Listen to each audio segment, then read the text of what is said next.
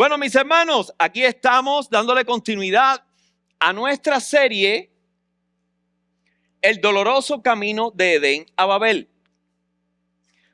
¿Por qué Dios dejó que el comienzo de las Escrituras estuviera ahí presente un camino de la humanidad? Bueno, porque en esos capítulos hay varias historias que pretenden a nosotros enseñarnos acerca de lo que somos hoy, acerca del pecado. Y también cómo Dios reacciona inmediatamente al pecado. Cuando el pecado cobra parte dentro de la comunidad que Dios hace, eso es como un aguijón que enseguida hace a Jesucristo reaccionar. ¿Para qué? ¿Reaccionar cómo? Reaccionar en salvación. El pecado reacciona para muerte y ahí viene Jesús intentando frenar ese descalabro de muerte en alguna manera. La escala de obra de Dios para salvarnos a los seres humanos de donde nos metemos, de los huecos donde nos metemos y donde no podemos salir. O sea, esa obra va cobrando forma hasta que se consolida completamente cuando Dios decide, después que lo expulsaron en el Edén, regresar en la persona de Jesucristo de nuevo entre los hombres.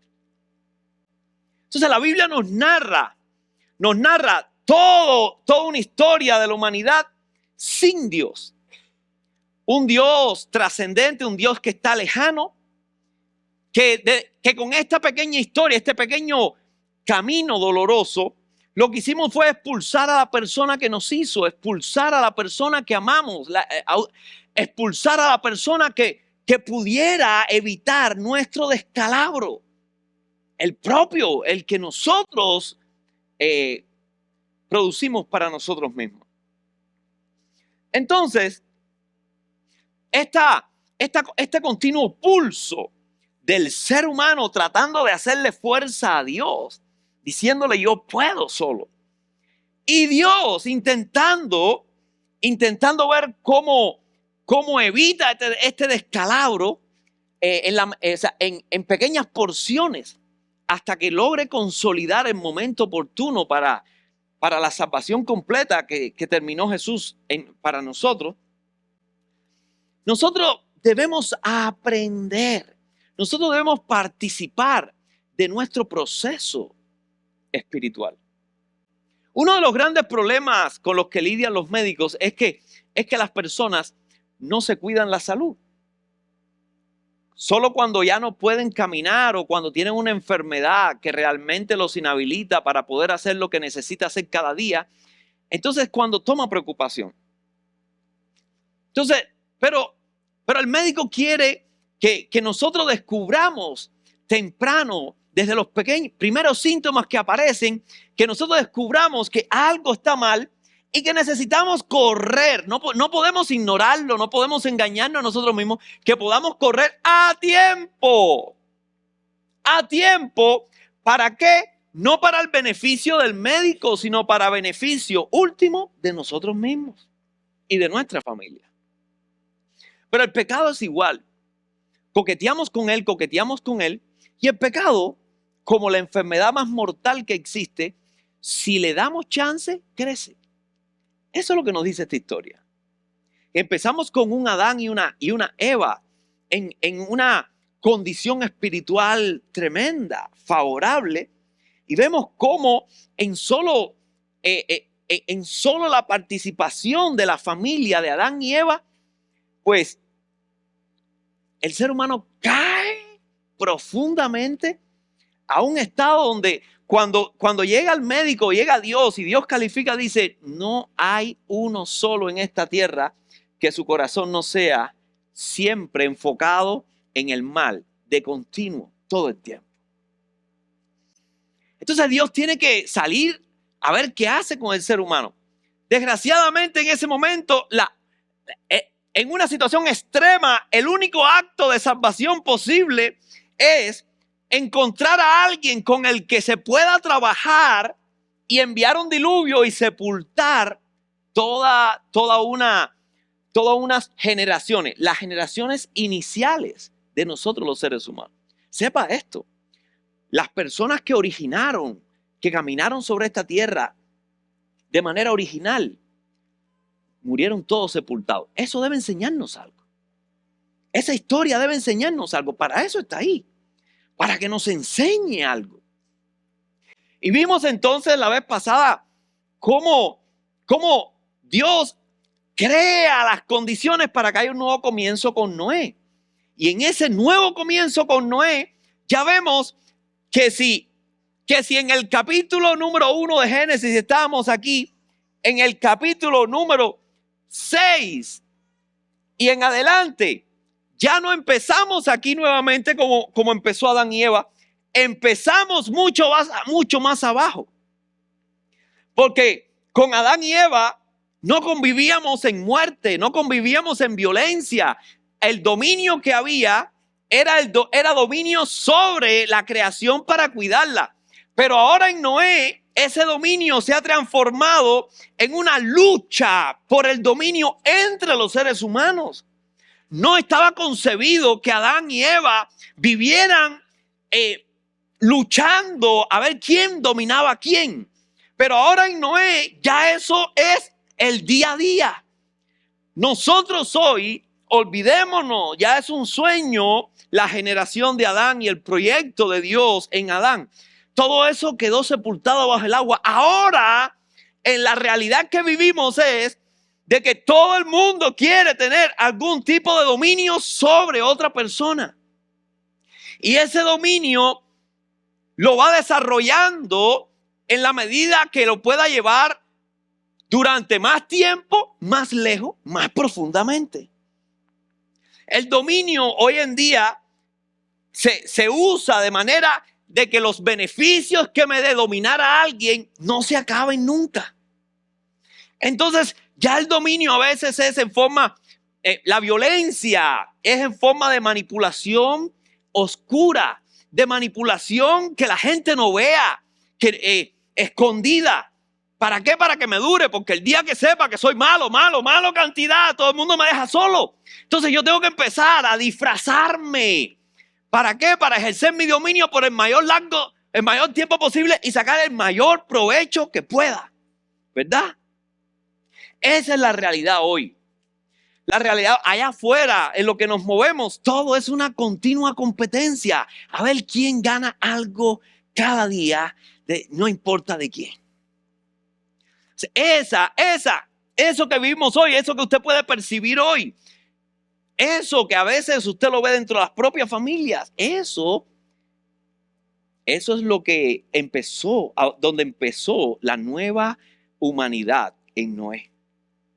Y Dios lo pone ahí y dice, es doloroso, pero es el camino de ustedes, de todos los seres humanos. Más vale que conozcan esta andanza de sus ancestros para que entiendan a fondo con qué conviven. Y no se engañen. Eso es importante. Ahora, esto hace de que el pecado sea difícil de comprender. Y cuando digo pecado, no me estoy refiriendo desde el punto de vista moral, me estoy refiriendo desde el punto de vista relacional. Fíjese, el pecado nace siempre en familia. Nació en la familia de Adán y se profundizó en los hijos de Adán y se desbarató, ¿me entiende? Dentro de esas líneas familiares iniciales. De hecho, estos dos hijos, uno mata al otro y Dios para no, imagínense el único hijo en este momento y el primogénito que de alguna manera pone la pauta para todos los demás hijos o hijas que pudieran haber. Es una persona que asesinó. ¿Quién puede vivir con la historia de que su hijo mayor asesinó a su hermano? Dígame, ¿qué padre y qué madre pueden sobrevivir? ¿Cómo le hacen para poder acostarse todos los días sabiendo que tal desgracia tocó profundo en el seno de mi familia? Entonces, y ahí no hay ley. Ahí no estamos hablando de muchas veces como nosotros vemos el pecado hoy. De que si hiciste así o hiciste asado. Aquí Dios viene a decirnos, esto es más complejo. Quítense la idea de que el pecado es algo tan sencillo como que si haces esto o haces aquello. Es mucho más complejo y te come vivo y tú ni te das cuenta creyendo que por no hacer esto o no hacer aquello estás libre de él. Y te está como la polilla, te está comiendo por dentro. Y te va a hacer caer todo el edificio encima porque la madera que sostiene todo te la está comiendo y tú sigues pintando las paredes por fuera contento. ¿Contento de qué? De que qué lindo se ve. Entonces Dios intenta sacudirnos con estas historias para que nos demos cuenta, para que veamos entonces que nuestra comprensión del pecado debe ser tal y como Él nos la muestra para trabajar juntos. Para cuando Él hable una cosa, yo no malinterprete y termine haciendo otra cosa que no ayude realmente a restituir la paz en la familia y en la comunidad. Así que Dios, para no dejar esa familia solamente con ese primogénito, pues le da a Adán y Eva otra persona, Seth, y a través de Seth sale otra generación. Y es lindo ver cómo en esa otra generación dice que por primera vez se volvió a alabar a Dios. Y uno dice, wow, al menos con Seth aparece una variante a Caín. Pero más adelante en el capítulo 6 lo vimos. Se mezclan uno con otro. Y ahí es donde Dios dice, se echó a perder todo. Todo se sepulta. Viene a comenzar. Y ahí es donde yo me pregunto, Señor, ¿cómo le vas a hacer para empezar de nuevo? ¿Cómo empezamos? ¿Cómo nosotros los seres humanos empezamos de nuevo? ¿Cómo sobrevivimos a esa situación? ¿Cómo quedamos después de eso? Enséñame para yo saber de dónde salgo, qué calaña tengo, para entender cómo son las familias. Y uno ahí ve a Noé y ve a la esposa en el arquita y todo dice, wow, todo va a empezar nuevo, este hombre está bien, todo, ¡pa! Mis hermanos, la familia entera. El segundo comienzo, otra familia. Dios nos está diciendo, el pecado nace en la familia. El pecado no nace en la iglesia o en la calle. El pecado siempre viene a este mundo con los nuevos que llegamos a este mundo y crece con nosotros y se va desarrollando y generando una buena salud con nuestra buena salud y nuestro crecimiento. Entonces, la primera cosa que tenemos que tener claro es, basta ya de cuando pensemos en pecado, pensar en allá, en el otro, en no sé. No, Dios dice, despierta ya. Cuando pienses en pecado, piensa en ti y en lo que tú vas a producir y en lo que va a producir tu pequeña comunidad y familia, esa que tú amas entrañablemente. Ahí es donde nace el dolor y la muerte. Ahí. Eso es tremendamente fuerte. El segundo comienzo, ya no hay más comienzo después. Fue el segundo comienzo, dijo, ya no voy a volver a crear, a tomar esta solución extrema. No lo voy a hacer. Pero vuelvo a poner de nuevo, ¿qué cosa? Una familia. Entonces, esa es una de las razones por que Vida Abundante hace énfasis en la familia. Porque si hay un lugar donde el pecado inicia, la cueva de la serpiente. ¿Usted sabe dónde está la cueva de la serpiente? En tu casa y en la mía. Te doy 2 segundos para que lo proceses. Porque si nosotros, y debemos entender, porque si nosotros entendemos que el pecado siempre nace, los grandes pecadores, ¿dónde empiezan a pecar? Eso que nosotros decimos, oh, pero eso es un monstruo. ¿Dónde empezó? ¿Dónde inició ese pecado? ¿Y dónde se fue fortaleciendo? ¿Y dónde se fue alimentando? ¿Y dónde se fue avivando? ¿Dónde? Con el papá, con la mamá, con la abuela, con el tío, con el hermano, con el... Ahí.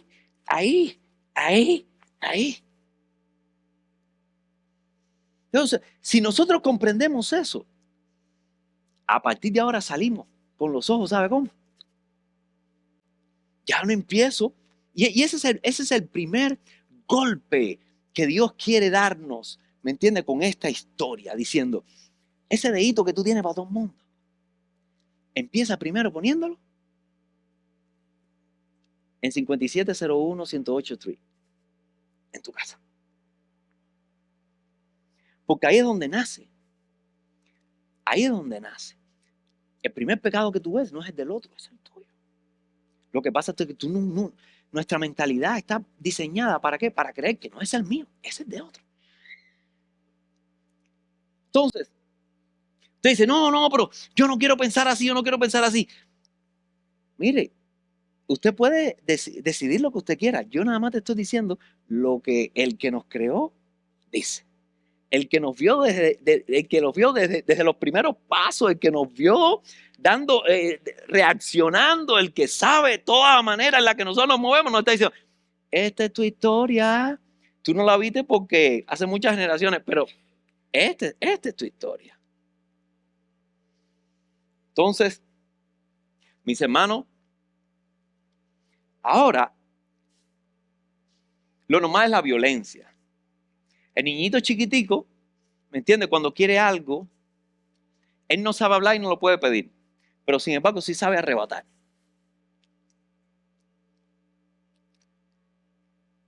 Entonces, ¿cómo es que yo tengo que enseñarle buenos modales a mis hijos? Y los buenos modales, el para mí. Y te compras 2 jugueticos para los 2 gemelos, los 2 igualitos, no sé cuánto. Le compra los jugueticos. A los 5 minutos, este quiere el de aquel. Y este quiere el de aquel y se lo mete por la cabeza. Y uno dice, wow, uno tiene que estar aquí pendiente de todo porque uno ve, lo que pasa es que uno se hace loco, uno se niega a sí mismo, pero lo que está bien, el egoísmo lo está viendo. Nacer junto con el niño. Yo no le tengo que enseñar al niño a ser egoísta. Yo se lo alimento o no se lo alimento. Yo lo que tengo que enseñarle a él a no serlo, porque ya lo viene aprendido. Y va creciendo y perfeccionándose en la medida que va creciendo y perfeccionándose el muchacho. Y yo o abro los ojos y entiendo que eso está naciendo en el seno de mi casa y empiezo temprano a empezar a tomar acción, o voy a vivir alguna variante de estas historias, de estas 2 familias, de estos 2 comienzos. Yo escojo. Pero lo que sí no puedo decir, yo no puedo entender cómo. Por favor. No más. Aquí vengo yo con una palabra profética para traer luz y para que todo el mundo empiece a poner asunto como Dios dice que es, no como yo quisiera que fuera, no como yo me imagino. Entonces, ahora nos movemos a la nueva etapa. Aquí tenemos a Noé. Noé, nuevo comienzo, brillante, borrón y cuenta nueva. Ay, qué bueno. Esto nos da un respiro, nos quitamos lo malo de encima. Vamos a empezar bien. Génesis 9:18. El inicio comienza aquí. Los hijos de Noé que salieron del arca fueron Sem, Cam y Jafet. Y Cam fue el padre de Canaán. Usted no es judío, usted no le dice nada de eso, pero a un judío en cuanto lee esto dice, porque los cananitas eran los que le hacían la vida un yogur a los semitas. ¿Verdad? De Sem salen los semitas, de Cam salen los cananeos y de Jafet salen los gentiles. Lo estoy resumiendo rapidísimo. Ahora, Pero ¿sabe qué? Nuestra ilusión, nuestra fantasía se cae al piso cuando vemos lo que pasa con esta familia. El comienzo de esta familia está determinada por una maldición y 2 bendiciones del propio Noé con respecto a su familia. Lo que tenemos aquí es que el pecado no deja de desarrollarse. Vamos a ver ahora en estas 3 líneas, ¿me entiendes? Cómo el pecado empieza a encontrar caminos nuevos ante la forma en la que Dios reacciona para no permitir que suceda lo mismo. Con Adán y Eva, alrededor de la familia Adán y Eva, lo que tenemos básicamente destacado son 2 generaciones. La generación de Caín, que terminó con Lamec. Ya lo vimos, el tipo no entendía, era un sádico. Pero con Set, aunque empezó bien y adorando a Dios, terminaron juntándose. Así que Dios lo que hace es, este modelo no se va a volver a repetir. En la próxima familia no van a ser 2 líneas generacionales, la buena y la mala. A partir de ahora, yo voy a encaminar a Noé con, en vez de 2, 3 líneas generacionales. 3. Y esto a nosotros se nos va de la mente porque nosotros no conocemos la manera en que los judíos, ¿me entiendes?, enseñan las cosas o escriben. Pero aquí Dios está dando un paso diferente. Dios está tomando nuevas medidas. Dios está creando una situación completamente diferente al escenario inicial. El inicial era bueno, sí, se echó a perder. Y Dios ahora empieza a crear un escenario diferente que lo hace más complejo todavía. Más complejo, porque si 2 es complejo, 3 es mucho más complejo. Pero viene la pregunta aquí, ¿por qué Dios genera ahora? O sea, ¿cómo crear 3 líneas en vez de 2? Es un acto de salvación. Es un acto de freno a este desastre de pecado. Y yo quiero detenerme aquí porque, descuidadamente en la iglesia se ha perdido de vista este progreso en la obra de Dios. No se ve salvación aquí. De hecho, no se ve absolutamente nada en que Noé haya tenido 3 líneas y Dios desarrolle 3 líneas genealógicas que la vamos a ver aquí. Dice, y los descendientes de Jafet fueron, y los descendientes de Canaán fueron, y los descendientes de Sem fueron, y la desarrolla en la misma forma que lo hizo anteriormente con Caín y con Set. O sea que lo que Dios quería expresar a través de la genealogía de esos 2 hijos, yo no puedo pensar de que ahora cuando crea 3 hijos y también desarrolla la genealogía de los 3, no está diciendo nada. Porque si Dios no es algo, es tonto. Y tampoco hace cosas por gusto. Lo que pasa es que la salvación de Dios se escapa a nuestra vista. Nosotros nos damos cuenta de las cosas que Dios hizo. ¿Me entiendes? Cuando alguien viene y me dice, pero tú no te has dado cuenta de lo que Dios ha hecho con tu vida. Y yo digo, ¿qué ha hecho Dios con mi vida? Mírame cómo estoy. O sea, yo tengo que ir a la Biblia para poder entender, ¿me entiendes? Una sabiduría poderosa detrás de una frase tan sencilla como que hasta aquí me ha ayudado Dios. Entonces esa persona que dice, no, que había sido un desastre, no sé cuánto. Y yo digo, bueno, ¿cuán peor podía haber sido? Entonces tú metiendo la pata, te ha acompañado, has llegado aquí. ¿Cómo has sobrevivido tú? ¿Cómo tú llegaste hasta aquí?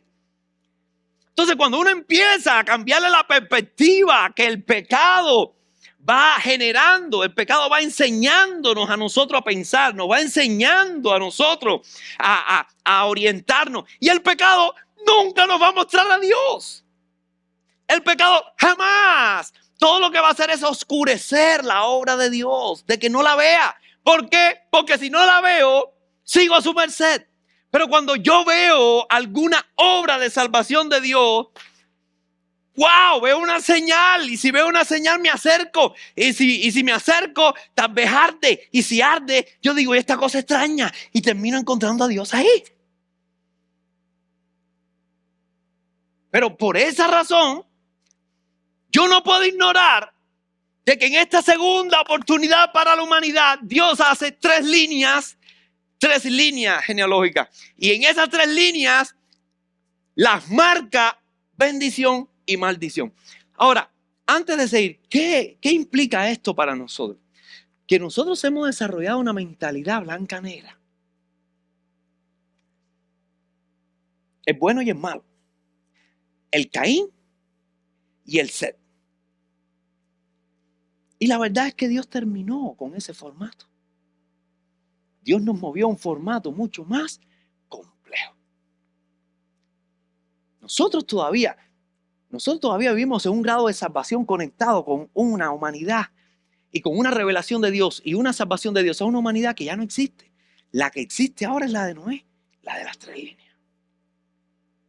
Y usted no sabe cuánto Israel batalló para eso, porque para Israel era nosotros y los demás. Nosotros y los demás. Nosotros y los demás. Y por eso Dios tuvo que sustituirlos. Porque Dios quería involucrar a toda la humanidad. Y toda la humanidad son las tres líneas. Entonces Dios empieza a decirnos, yo necesito que en materia de comunidad, en materia de familia, yo deje de pensar en hiciste bien o hiciste mal. Esas no son las únicas opciones. ¿Cuáles son las opciones? ¿Qué Dios nos revela a través de estas nuevas tres líneas? Veamos. Lo primero que quiero, y no voy a dejar de destacar esto, es que la maldición y las dos bendiciones que da Noé a sus hijos y a las líneas generacionales que se desprenden de ahí, están muy vinculados por el tratamiento que esos tres hijos dan a su progenitor.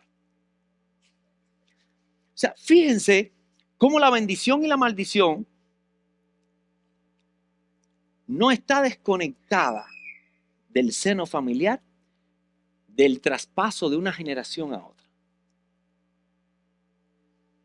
Aunque nosotros queremos hacerle perder el sentido del hogar a la hora de entender la salvación de Dios, aunque nosotros queremos incluso esforzarnos para que cuando hablamos de salvación de Dios, no la relacionemos en lo absoluto con la comunidad y la queramos ver únicamente como un acto personal, nos frustra a nosotros.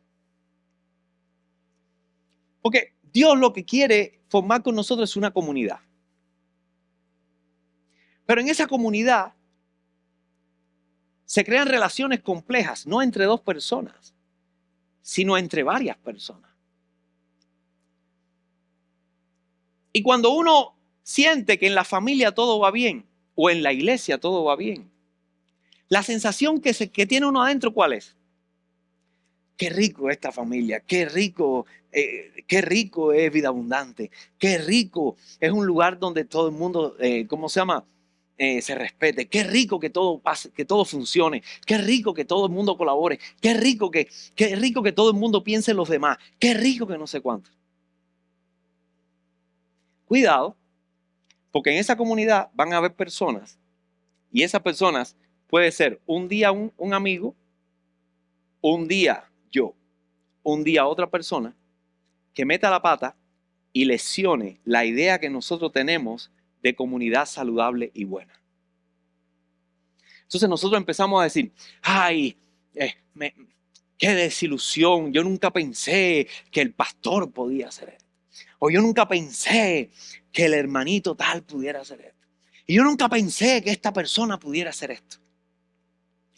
Bueno, el no pensar que una persona pudiera hacer eso es mentalidad de la generación que ya no existe. Porque ahora en la convivencia en la que la humanidad tiene, están los cananeos, están los semitas y están los lejanos ausentes, los gentiles. Eso significa que yo tengo que esperar que en mi familia mi hijo haga, yo meta la pata, mi esposa meta la pata. Yo tengo que entender que en las comunidades, aún las que crea Dios, ¿me entiendes? Cada persona que estamos aquí tenemos, no es que peque o no peque, es que trae una formación en toda su vida del pecado. Y hay un millón de cosas que el pecado ha construido en su mente, en sus sentimientos, en su experiencia, que todavía no las ha descubierto como pecaminosa, como obra del mal, como obra del pecado. Y la descubrimos solo cuando se expresa de una manera. Y a veces es hasta difícil porque yo digo, ¿y eso qué tiene de malo? Y tiene que venir otra persona que no ha sido entrenada por el pecado como he sido yo y que tiene otra historia de pecado, pero no es esa. Y dice, tú no te das cuenta que la forma en la que tú estás hablando, la forma en que tú te expresas, la forma de eso, puede lesionar a alguien que no sé cuánto. Y dice, yo no me doy cuenta de eso, yo no tengo por qué entender, yo no veo eso que... Bueno, tú no lo ves. Pero estamos en la generación de Noé. El hecho que tú no sepas, el hecho que yo no sepa, el hecho que yo no sienta, el hecho que yo no entienda, yo tengo que entender de que que no tengo que seguir apoyando esa historia de formación del pecado. Tengo que empezar a revisar, ¿me entiendes? Si en mi vida hoy ese acompañamiento del pecado ha estado construyendo una intención, una formación que yo no la he visto, pero que no es la que Dios quiere. Entonces imagínense, eso significa, estas tres líneas lo que nos ayudan a decir es, no existe la comunidad que diga, este es bueno y este es malo. Existe la comunidad que puede existir, tiene que partir del principio de que este es un mala cabeza, aquel es el responsable y el otro ni se ha enterado. Ahora, ¿cómo juega eso? Se hace complejo. Por eso Dios dice que no juzguemos. Porque si las cosas solo tienen que ser buenas o malas, es muy sencillo hacerlo. Es muy fácil. Eso es malo, eso es bueno, eso es malo. Pero si se da entramados complejos, donde cuando sucede un acto, este que ha hecho bien y que es líder y que está tratando de ayudar a los demás, mete la pata y hace daño. Entonces yo digo, pero ¿cómo es posible? Eso forma parte de una de las tres líneas.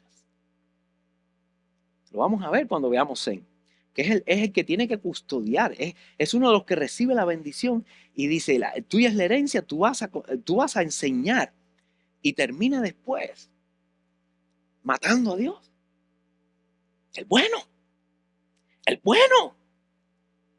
esperando que Dios venga y lo crucifica. Entonces tú dices, pero ¿qué es lo que me estás enseñando tú con la Biblia, Dios? Dice que tú no tienes ni la más remota idea de qué es bueno y qué es malo. Bueno, si yo no tengo la menor idea de qué es bueno y qué es malo, ¿cómo yo puedo orientarme? Deja de juzgar. Ven a mí, yo te enseño. Yo conozco, yo creé las tres líneas para dejarte ver que es extremadamente complicado. Tú vas a luchar contra eso para simplificarlo y poder decir negra, blanca, negra, blanca, negra, blanca, negra, blanca.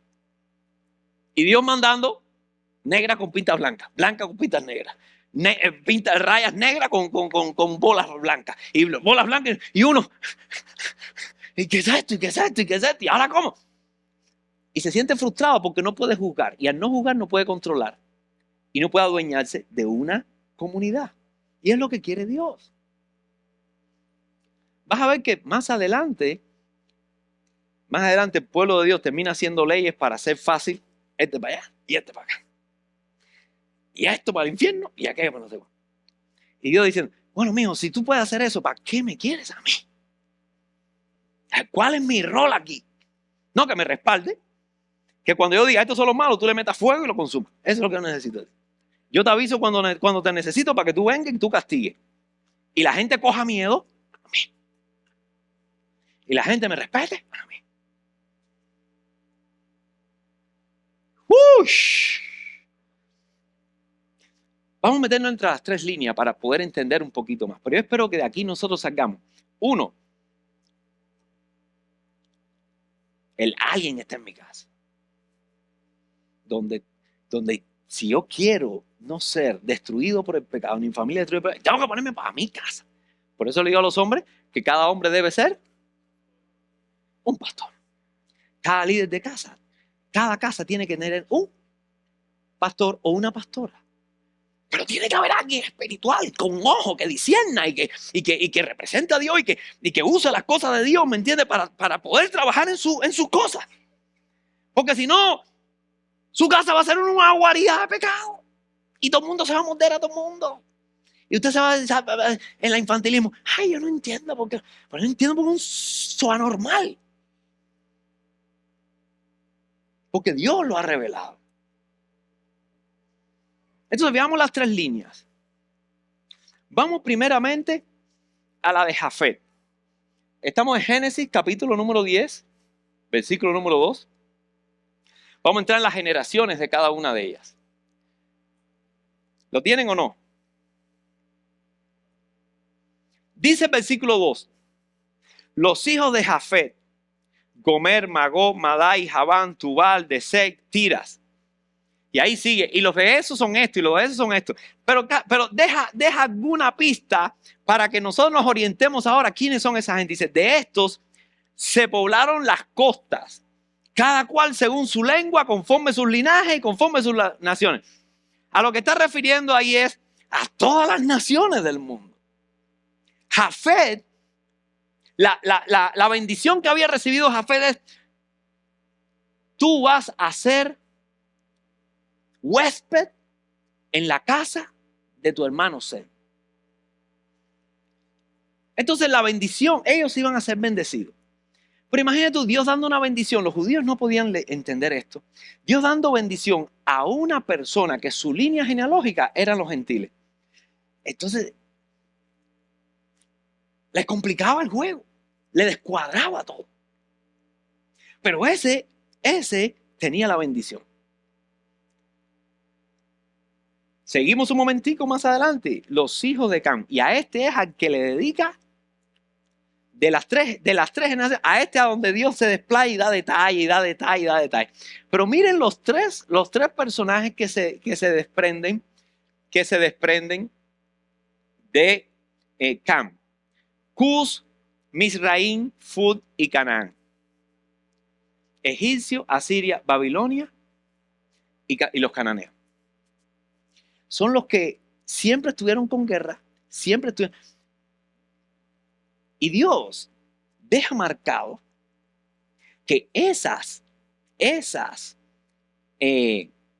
naciones que iban a estar rodeando a Israel, que iban a estar alrededor de Israel, van a tener, miren qué tipo de desarrollo tienen ellas. Miren qué tipo de desarrollo. Dice, le cojo uno de ellos. Dice, Cusa engendró a Nimrod, quien llegó a ser el primer poderoso en la tierra. ¿Usted cree que es poderoso de parte de Dios? Ahí confundimos mucho. Dice, este fue vigoroso cazador delante de Jehová. A veces nosotros decimos delante de Jehová pensando de que aprobado por Jehová. No. Ahí lo que quiere decir en el hebreo es que encara a Jehová. Es un poderoso guerrero y cazador que viene y dice,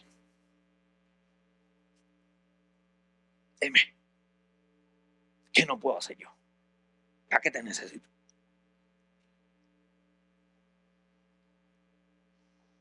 Dice, así como Nimrod, vigoroso cazador delante de Jehová, y fueron cabeceras de su reino Babel, Erech, Akkad, ciudades de la tierra de Sinar. De la tierra de Sinar vamos a ver el domingo que viene. De esta tierra salió para Asiria, edificó Nínive, Calá, Resén, entre Nínive y Calá, la cual es ciudad grande. Ahí lo vamos a dejar. Pero estas naciones eran odiadas por los judíos porque eran naciones que se desprendían de un personaje que degradó la privacidad de su padre. Y así lo consideraban. Gente que degradaban a su padre.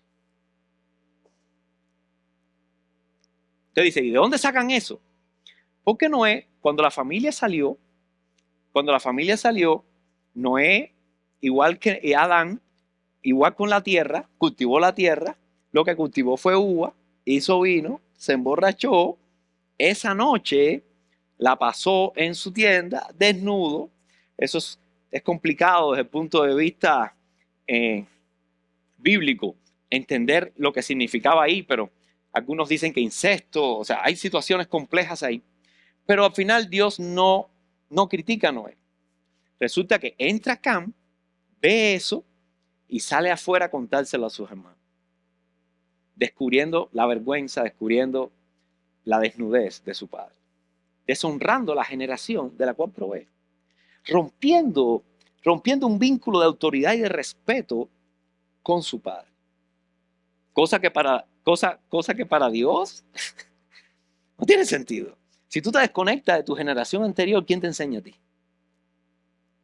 No solamente te desconectas de Dios, te desconectas con aquellos que pueden orientarte en la vida. Vamos a ver después en los mandamientos que eso es importante. Honrarás a tu padre y a tu madre. Eso es importante. Pero ese mandamiento estaba dejando en absoluta situación compleja a la gente de Canaán. Razón por la cual cuando los hebreos sienten que la tierra, Dios dice que la tierra prometida es la de los cananeos, no solamente los de alrededor eran sus enemigos, es que los cananeos, descendientes de Canaán, hijo más pródigo de Cam, como lo vimos al principio, el prototipo de Cam eran los cananeos. Pues imagínate usted, los hebreos tuvieron que lidiar con el asunto, ¿cómo me vas a dar la tierra de los cananeos? Y te lo voy a dar ahí para que lo saques. Todo eso está definido justamente en esto. Pero los cananeos quedan marcados, ¿verdad? Como los agresivos contra Israel. Ahora, y la otra línea de bendición es Sem, que son los semitas, es de donde vienen justamente los hebreos. Esta nación es la que recibe la responsabilidad principal. Dios dice, tú vas a tener casa, Canaán va a ser siervo en tu casa y Jafet va a ser huésped en tu casa.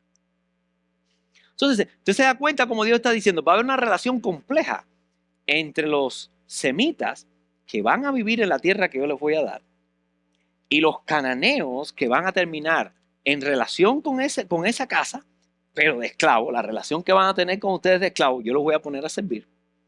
Y la relación de Jafet, los que están lejos, esos van a ser invitados siempre en tu casa.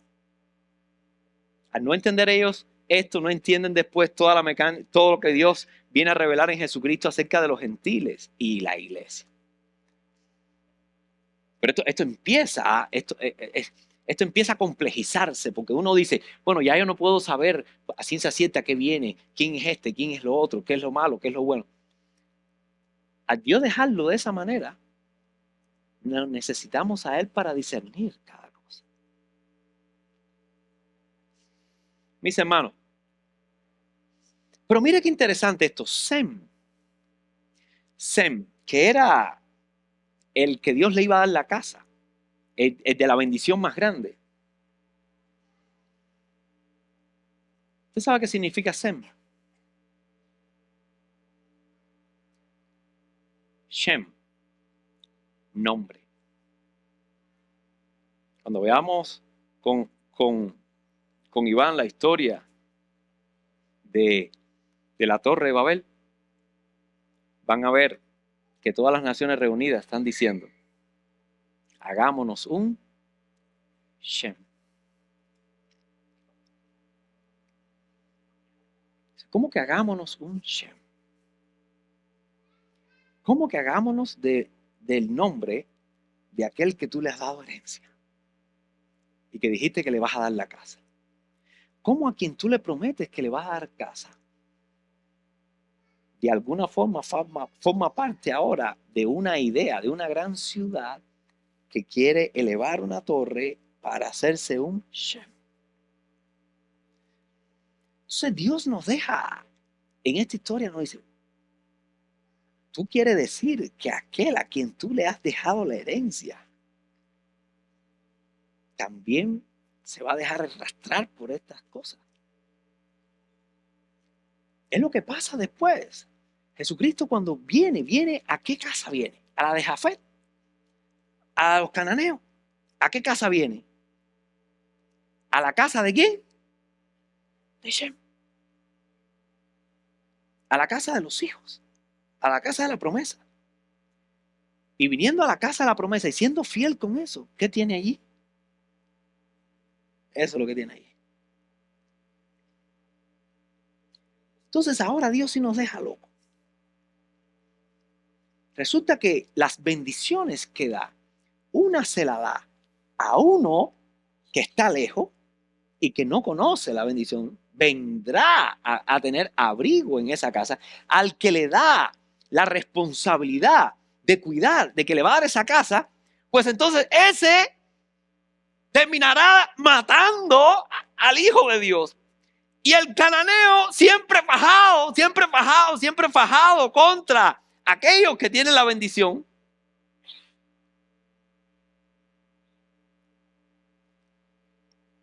Dios abre el evangelio para ellos también. Entonces a uno sí se le enreda ahora en la cabeza la cosa. Oye, tan fácil que era saber, dime quiénes son malos, dime que son buenos y yo estoy tranquilo. Yo voy a tratar de ser de los buenos. Dios dice, esto es complejo. En una comunidad donde todo el mundo es malo, lo único que tenemos es con quién yo puedo trabajar, con quién yo voy a necesitar trabajar después, pero está distante, y quiénes son los que siempre van a estar generando tropiezo a la obra que quiere hacer el que tiene la herencia. Entonces tú te preguntas, bueno, entonces de los tres, ¿cuál es el bueno? Y de los tres, ¿cuál es el malo? Dice, yo no estoy diciendo quién es el bueno y quién es el malo. Yo estoy diciendo quién recibe bendición y quién recibe maldición. Cómo eso se entrelaza en la vida real, no vas a poder saberlo. Se va a formar un revoltillo en cuanta comunidad se forme bajo los seres humanos. Muy compleja. Tu familia, ¿cuántos son? 5. Son 4. Extremadamente compleja. Y a veces tú vas a decir, te habla a los policías, yo no sé qué voy a hacer. Y son 4. A veces son 3. Pero lo que no va a ser nunca una familia son 2.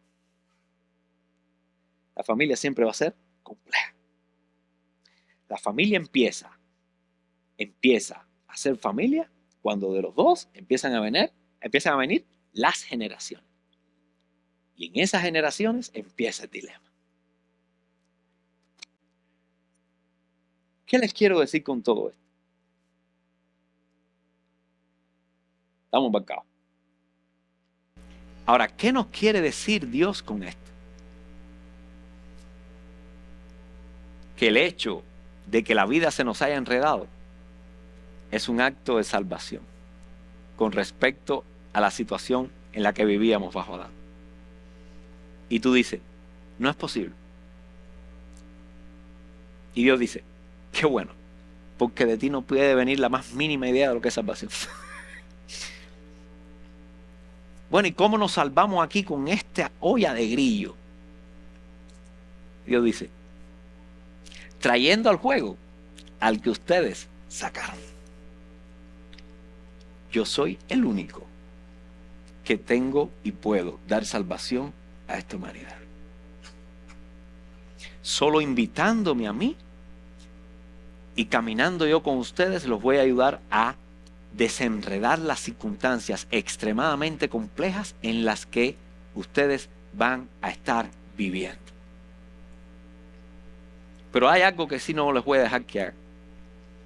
Que ustedes definan quién sí y quién no. Así que cuando una comunidad se empeña, cuando una iglesia se empeña en decir quién sí y quién no, y trata de crear y pulir visiblemente situaciones para decir este sí y este no, quien tenga esa potestad se está poniendo por encima de los demás. Ya no sirve. Porque lo vil y lo menospreciado es lo que escoge Dios para avergonzar a los sabios. Y si no lo creemos, miremos el ejemplo en la propia carne de Jesús. Los que lo esperaban, los que lo querían, los que lo anhelaban, los que le llamaban Mesías, los que estudiaban, los que estaban a la expectativa, los que se estaban afilando las manos. ¿Por qué? Porque con la llegada de él se iba a entrar en una nueva etapa gloriosa. Ellos mismos, no fueron los cananeos, ni fueron los gentiles, ellos mismos. Lo que hicieron fue usaron a los gentiles, entiéndase romanos, para que lo crucificaran. Qué hermosa lección de Dios para decir, ni aun los que me siguen me pueden sustituir a mí, creyendo que pueden usar lo que de mí han aprendido siguiendo. Jamás se pueden deshacer de mí para encontrar el camino a salvación. Mis hermanos,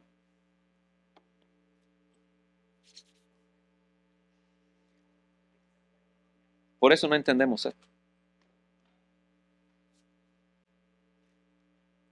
Porque la manera última en la que Dios manifestó, explotó la salvación en toda su magnitud, fue en una muerte, no en un triunfo. Él dijo, el triunfo siempre es posterior a la muerte. Y eso nos crea un problema a nosotros. Porque como nosotros no podemos lidiar con la muerte y quedar vivo para después ver alguna victoria, nosotros nos la jugamos toda antes de la muerte. El hecho de que Dios haya hablado de una victoria que viene después, que nos acabamos, nos dejó descartados a todo el mundo de la posibilidad de que nosotros podamos traer victoria en alguna medida a nadie ni a nosotros mismos. Porque nos ha dicho la única manera de vencer es morir. Y cuando definió muerte, lo definió con la cruz. Y cuando quiso aplicarlo a la vida diaria, mientras todavía estamos vivos, dice, tómela. Tome su cruz y siga. Se no siga al pastor, no siga al obispo, no siga al hermanito profeta, no siga al patriarca, no siga al... No. Dígale al patriarca, al sacerdote, dígale al pastor, dígale a todo líder espiritual. Condúceme a Jesús. Porque el único que puede dar triunfo en mi historia de pecado es el que conoce esa historia de punta a rabo.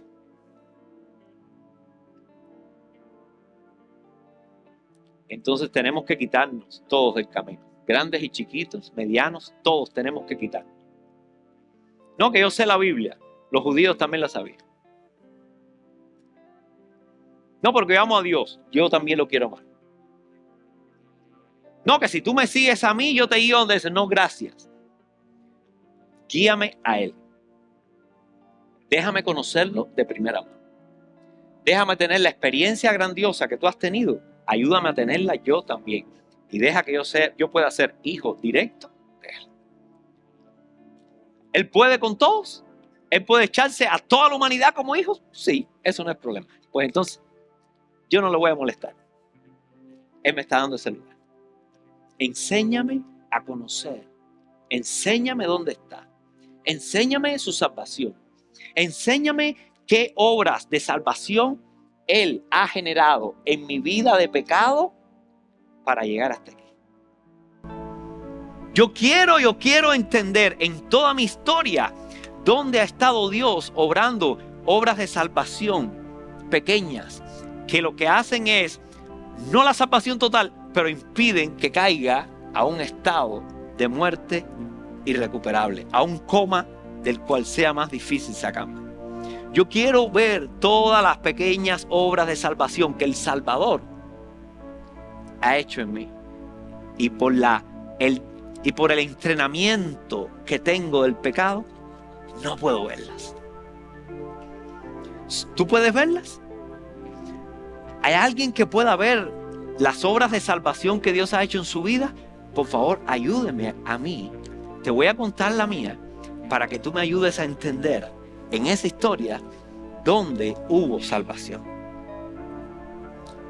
Y yo te voy a contar que hubo un diluvio en mi vida y para mí fue un castigo y una desgracia. Enséñame cómo ese castigo y esa desgracia, vista a mí como tal, en realidad fue una obra de salvación.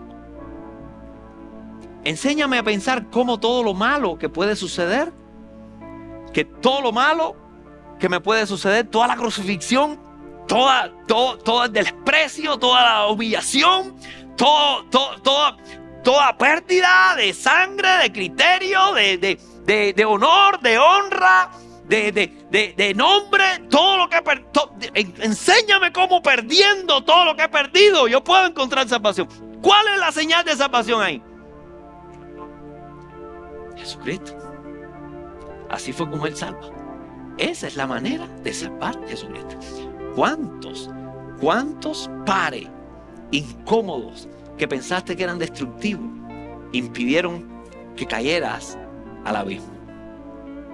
Eso se llama no mala suerte, no castigo de Dios.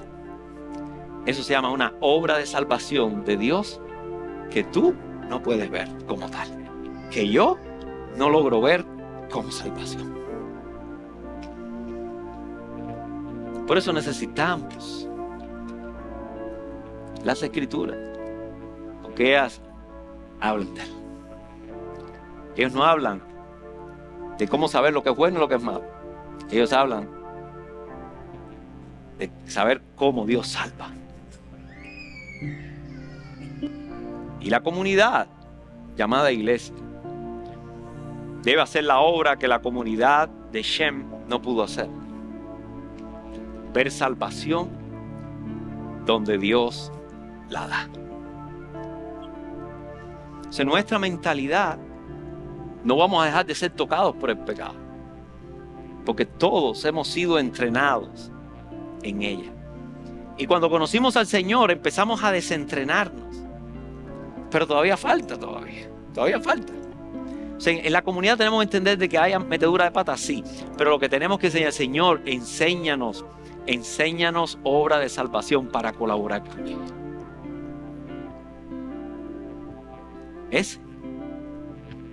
Ese y no un mequetrefe es nuestro Dios.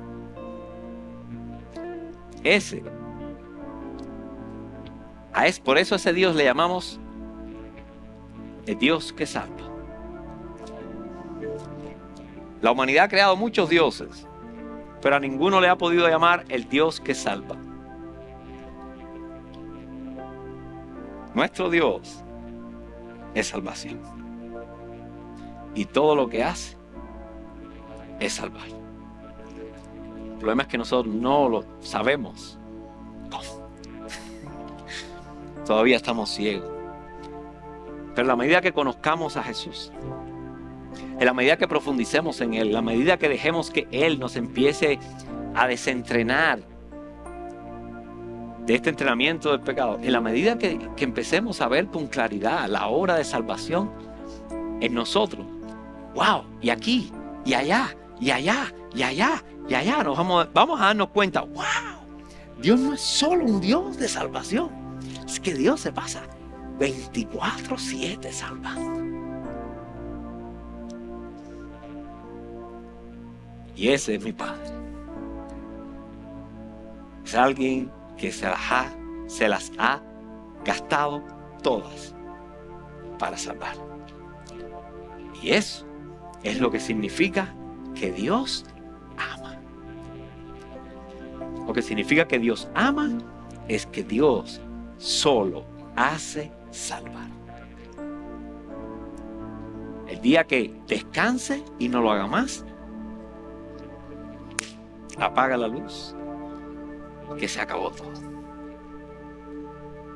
Pero Él ha prometido, Emmanuel, estar con nosotros todos los días hasta el fin del mundo. Y ese fin del mundo, que le tenemos miedo, tenemos que aprender, tenemos que hacer la pregunta correcta. Ese fin del mundo, ayúdame a verlo como lo que realmente es: salvación. ¿Cómo eso es salvación, Señor? Sí, ya no lo voy a tener miedo al fin del mundo. Ya no voy a tener miedo a los últimos tiempos. Porque yo sé que mi Dios, ¿qué es lo que hace? ¿Qué es lo que sí sabe hacer nuestro Dios? ¿Qué es lo que Dios hace? ¡Ese es nuestro Dios! Te invito a que te pongas en pie. Te invito a que te pongas en pie y empieces a abrir los ojos y a entender cuán grande salvación, con cuán grande salvación Dios nos ha salvado, con cuán grande amor Dios nos ha amado. Amado, una vez que descubramos algo de la magnitud de la salvación de Dios, jamás levantaremos contra alguien ni una mano, ni una frase, ni una actitud.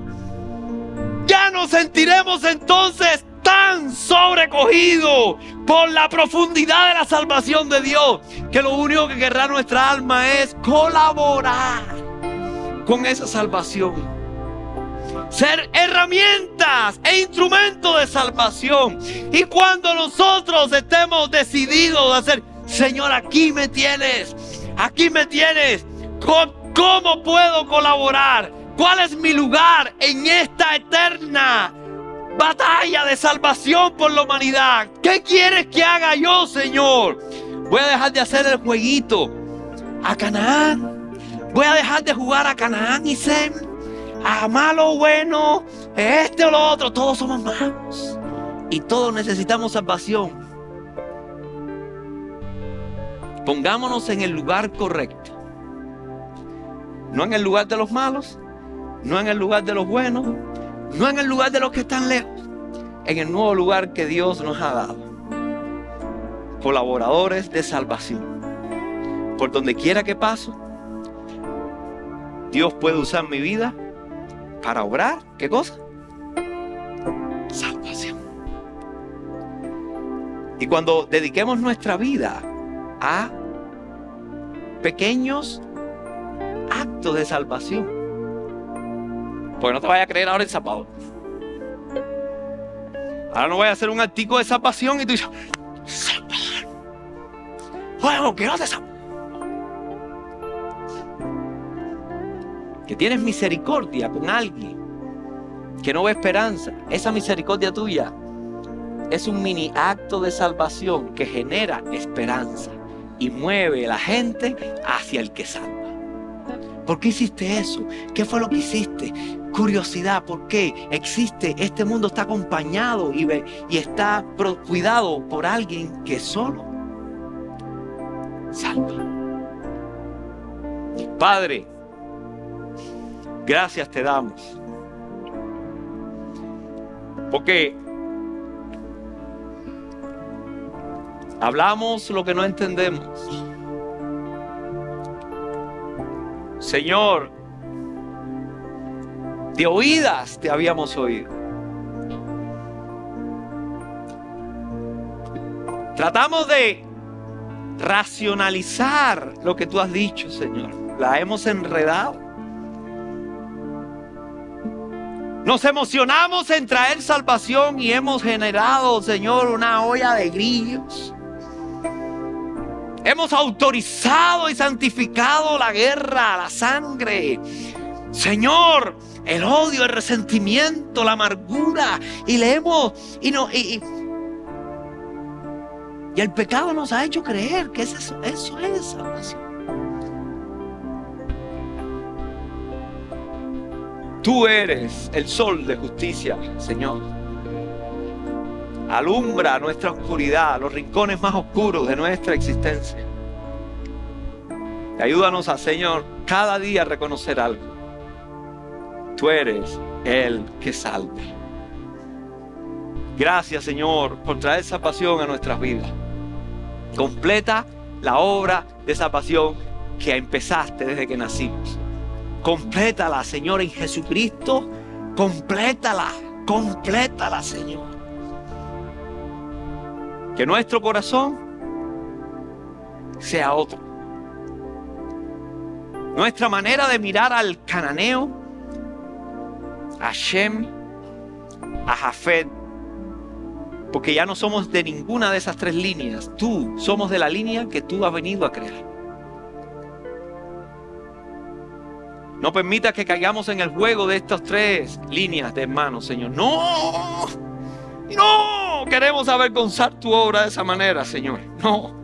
No queremos degradar tu salvación con la miseria humana, con la prepotencia humana, con creernos sabios, inteligentes.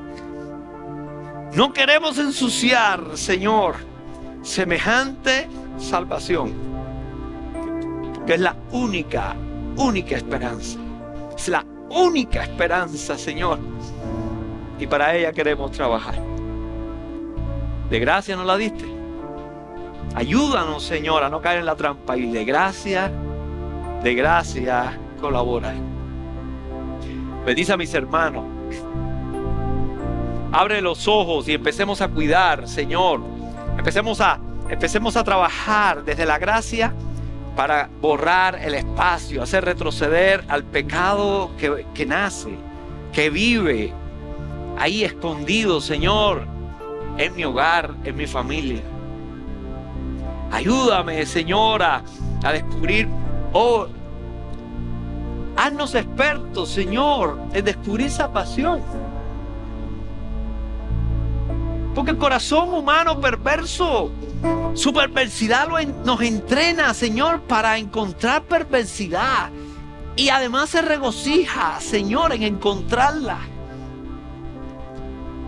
Danos un corazón amante de salvación y se regocija en proveerla, en ser canal de llevarla. Señor, para ver reino, para ver algo diferente, para no engañarnos, para vivir en esperanza, contra esperanza. Tus manos nos ponemos, Señor.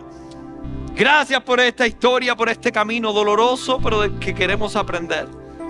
Duro, difícil, pero que nuestro aliento es que no nos abandonaste. Si en esa caída, Señor, siempre te la ingeniaste para mantenernos moviéndonos adelante hasta la salvación plena que nos esperaba, que nos guardaste en Cristo Jesús. Gracias. Gracias. No hay más vida que la tuya, Señor. No hay vida verdadera ni abundante fuera de ti, Señor. Gracias. Te bendecimos, Jesús. Y hoy queremos dejarte saber el lugar que queremos darte en nuestro corazón y en nuestra familia y en las comunidades de las que seamos parte. Gracias. A ti nadie puede borrar la obra, la salvación de gracia con la que me has tocado. Por eso, Señor, de nuestro corazón solo puede brotar una alabanza. Tanto por la alegría que produce tu salvación, como por la esperanza que nos deja ver de que nada ni nadie la podrá impedir. Como además el privilegio de que nos llames a colaborar contigo en obrar salvación a este mundo. Gracias. Recibe nuestra alabanza, nuestra boca se llena de alegría, nuestra boca se llena de gozo, nuestra boca se llena de alabanzas al nombre que es sobre todo nombre, Señor, al que todo lo sabe, y todo lo entrega Cristo Jesús. Amén, amén.